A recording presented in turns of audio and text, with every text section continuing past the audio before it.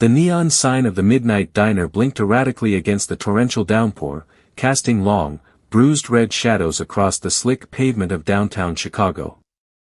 Inside, the diner was a haven of grease, stale coffee, and flickering fluorescent light. It was 1:30 a.m., and the only occupant sitting at the counter was 34-year-old Jonathan Vance. To the casual observer, Jonathan looked like just another late-night patron seeking shelter from the storm. Dressed in a simple charcoal gray cashmere sweater and dark jeans, he blended easily into the background. But beneath his quiet, unassuming exterior lay a staggering reality. Jonathan Vance was one of the wealthiest self-made tech magnates in the country, the founder of an artificial intelligence empire worth billions. Yet, tonight, his massive bank accounts, sleek penthouses, and high-stakes corporate boardrooms felt entirely meaningless. 2 years ago, a devastating illness had stolen his 7-year-old daughter, Lily, the very heart of his world. In the wake of her passing, his marriage had dissolved, and his life had hollowed out into a cold, glittering cage. To escape the suffocating silence of his mansion, Jonathan often drove aimlessly through the city at night, wrestling with a grief that no amount of money could cure. He stared down at a half-empty mug of black coffee, lost in the heavy fog of his own thoughts. Suddenly, the heavy glass door of the diner creaked open, admitting a sharp gust of freezing autumn wind and a sheet of driving rain. The tired diner cook, Old Man Miller, looked up from the grill, ready to wave away another late-night drifter. Instead, Miller froze.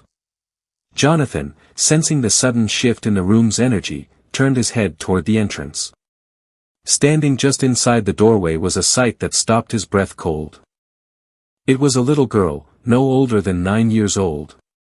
Her oversized, frayed yellow raincoat was completely soaked through, clinging tightly to her shivering frame.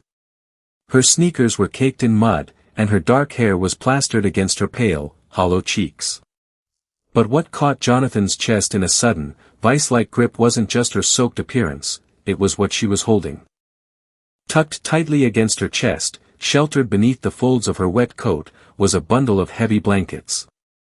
From the folds peeked 2 tiny, identical heads, twin baby boys who couldn't have been more than a year old. One of them was whimpering softly, a weak, scratchy sound of pure hunger and cold. The little girl stood on the threshold, trembling violently, water pooling rapidly around her muddy shoes on the checkered linoleum floor. She didn't look like a beggar. She didn't hold out a cup, and she didn't cry out for charity. Her chin was held up with a fragile, fierce dignity that instantly broke Jonathan's heart. Miller wiped his hands nervously on his apron and stepped forward. "Hey now, kiddo, where are your parents? This is no place for kids at this hour. You need to go home." The little girl swallowed hard, her voice coming out in a dry, raspy whisper. We don't have a home right now, mister. And my brothers are starving. They haven't eaten since yesterday morning." She stepped forward, her dark, wide eyes locking onto Miller's with an agonizing maturity. "I don't want money. And I don't want charity. But, could you please spare a glass of milk? Just enough to warm up my baby brothers. I'll do whatever chores you want to earn it." The raw, desperate innocence of her request hung in the heavy diner air like a physical blow. Old Man Miller looked down, his eyes welling with tears as he fumbled for a clean glass, paralyzed by his own inability to fix a world so broken. Before Miller could pour the milk, Jonathan slid off his counter stool. His movements were smooth, deliberate, and quiet. He walked across the linoleum floor until he was standing just a few feet away from the little girl. Up close, the reality of her exhaustion was even more staggering. Her lips were blue with cold, and her tiny fingers were dug so deeply into the blankets holding her brothers that her knuckles were completely white. The little girl flinched slightly, taking a protective step back, her defensive instincts kicking in. I told you, I'm not begging. I just need milk." Jonathan stopped. He kept his hands visible at his sides, adopting a posture of absolute surrender and safety, the exact opposite of a threat. He looked down into her fierce, exhausted eyes, and for a fleeting, painful second, he saw the ghost of his own daughter looking back at him. "I know you aren't begging," Jonathan said, his voice low, steady, and infinitely gentle. "And you don't have to earn anything. But standing here in wet clothes isn't going to help your brothers. What's your name?"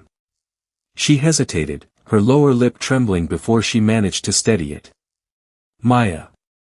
And these are Leo and Liam." "Maya," Jonathan repeated softly, tasting the name as if it were sacred. "It's freezing out there. Why don't you bring Leo and Liam inside, and let's get you all sitting down in a warm booth?" Maya looked at the warm vinyl booth Jonathan pointed to, then down at her muddy shoes, suddenly hyper-aware of the mess she was making. "I'll make the floor dirty." "The floor can be cleaned," Jonathan interrupted, a warm, genuine smile, the first he had smiled in 2 years, finally breaking across his weathered face. "People are much harder to fix. Come on." Minutes later, the scene in the corner booth of the midnight diner looked like a miraculous transformation. Old Man Miller had rushed out from the kitchen carrying 3 massive bowls of hot, steaming chicken soup, a large glass of warm milk laced with honey, and a towering plate of freshly grilled cheese sandwiches. The twin baby boys, miraculously pacified by the warmth of the diner and the soothing taste of the milk, had fallen fast asleep in makeshift nests of warm restaurant towels. Maya sat hunched over the table, her hands wrapped around the warm glass of milk, drinking it slowly as if it were the most precious elixir on earth. She hadn't touched her own food yet. Instead, she was carefully tearing tiny pieces of grilled cheese and feeding them to her baby brothers when they stirred, ensuring they ate first. Jonathan sat across from her, quietly watching every movement. He hadn't ordered anything for himself. He just watched the fierce, motherly grace radiating from a 9-year-old child who had been forced by cruel circumstance to carry the weight of the universe on her small shoulders. "Where is your mom and dad, Maya?" Jonathan asked gently, keeping his tone light enough to avoid triggering a panic.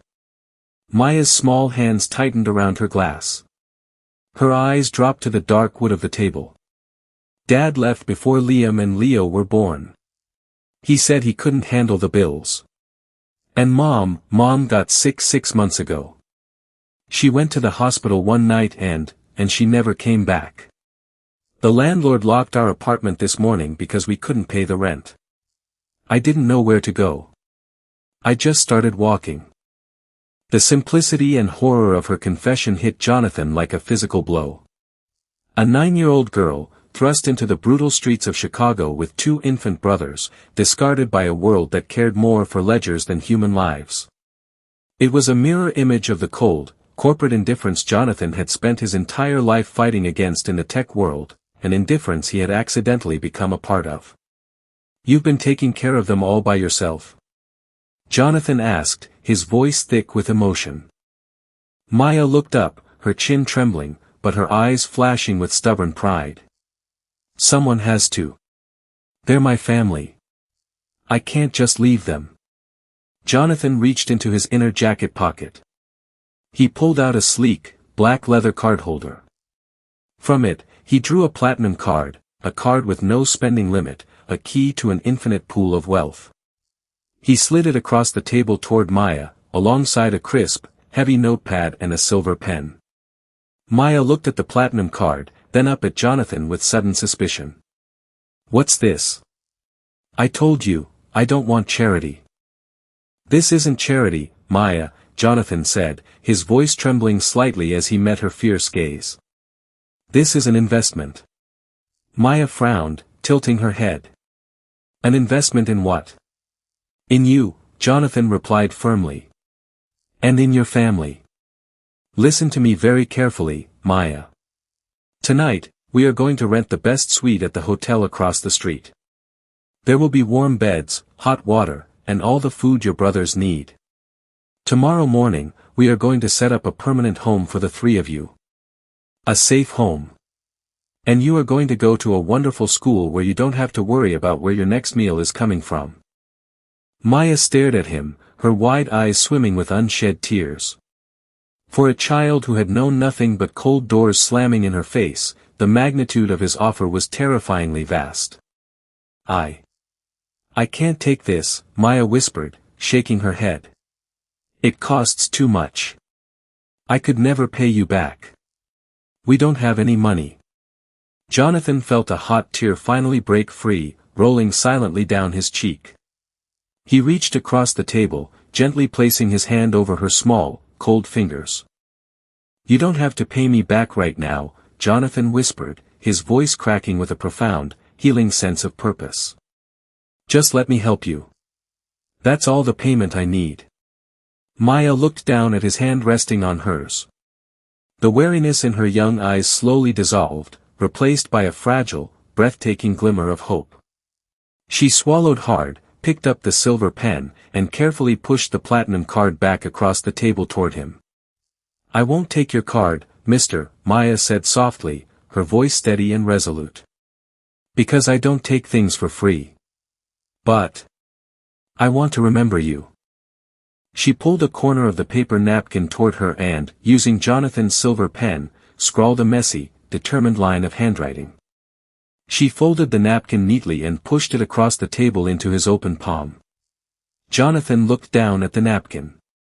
Written in childish, looping cursive were the words. Maya Vance, I'll pay you back when I grow up. He stared at the name, Maya Vance. A quiet gasp escaped his lips. Vance. It was the exact same maiden name as his late wife, Clara Vance. The universe, in its own mysterious, heartbreaking grace, had brought a little girl bearing his wife's name into his life on the exact anniversary of Clara's passing. Jonathan closed his fist around the paper napkin, holding it tightly against his chest as if anchoring his soul to the earth. Okay, Maya, Jonathan whispered, a brilliant, tear-stained smile breaking across his face. I'll hold you to that promise. But until you grow up, let's take care of each other. As the diner door opened to let them out into the rainy Chicago night, the storm didn't feel quite so cold anymore. Jonathan carried one twin, and Maya held the other, walking side by side into a future where neither of them was alone anymore.